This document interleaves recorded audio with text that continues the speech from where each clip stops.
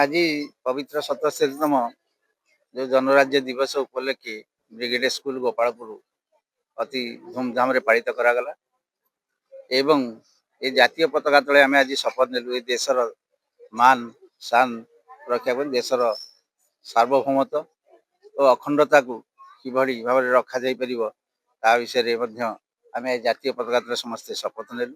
ଏ ଦେଶର କୋମଳମତି ଶିଶୁ ଛାତ୍ରଛାତ୍ରୀମାନେ କିଭଳି କଠିନ ପରିଶ୍ରମ ଅଧ୍ୟବସାୟ ବଳରେ ଶୃଙ୍ଖଳିତ ଭାବରେ ଆଜି ଆଗକୁ ବଢ଼ିପାରିବେ ସେ ବିଷୟରେ ମଧ୍ୟ ଆଲୋଚନା କରାଗଲା ଏବଂ ବିଭିନ୍ନ ଜାତି ଧର୍ମ ବର୍ଣ୍ଣ ନିର୍ବିଶେଷରେ ସମସ୍ତେ ଆମେ ଭାରତୀୟ ଏ ଯେଉଁ ଭାତୃଭାବରେ ଆମେ ସମସ୍ତେ ଆଜି ଏକତ୍ରିତ ହେଇଛେ ଏଠାରେ ଏବଂ ସମସ୍ୱରରେ ସଦ୍ଭାବନାର ସହିତ ବିଭିନ୍ନ କ୍ଷେତ୍ରରେ ଆମେ ଯେଉଁ ବ୍ୟାକ୍ ସ୍ୱାଧୀନତା ଧର୍ମଗତ ଜାତିଗତ ସ୍ୱାଧୀନତା ଆମେ ପାଇଛେ ତାହା ଏଇ ଯେଉଁ ବିଶାଳ ଲିଖିତ ସମ୍ବିଧାନ ବଳରେ ଆମେ ଆଜି ପାଇପାରୁଛେ।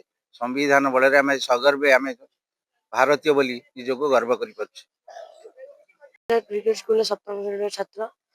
ଆଜି 77ତମ ସାଧାରଣତନ୍ତ୍ର ଦିବସରେ ଆଜି ଆମେ 5 କିଲୋମିଟର ଦୀର୍ଘ ବାଟ ଅତିକ୍ରମ କରି ଫ୍ଲାଗ ପୋଷ୍ଟରେ ଆସି ଠିଆ ହେଲୁ। ଆଜି ଆମ ଅତିଥି ଆମକୁ କିଛି ଗୁରୁତ୍ୱପୂର୍ଣ୍ଣ ବାର୍ତ୍ତା ଦେଲେ ଓ ଆମର ଯିଏ ପ୍ରିନ୍ସିପାଲ ଥିଲେ ସେ ଆମକୁ ବହୁତ କିଛି ଗୁରୁତ୍ୱପୂର୍ଣ୍ଣ କଥା କହିଲେ। ଆଜିର ଦିନ ଆମ ପାଇଁ ବହୁତ ବଡ଼ ଦିନ। ଏହି ଦିନ 1950 ମସିହା ଜାନୁଆରୀ ମାସ 26 ତାରିଖ ଆମ ଦେଶ ଏକ ଆଇନ ପ୍ରଣୟନ ଦେଶ ହୋଇଥିଲା। ଏହାର ମୁଖ୍ୟ ଥିଲେ ଡକ୍ଟର ଭୀମରାव ଆମ୍ବେଦକର। ସିଏ ଏହି ଆଇନକୁ କାର୍ଯ୍ୟକାରୀ କରିଥିଲେ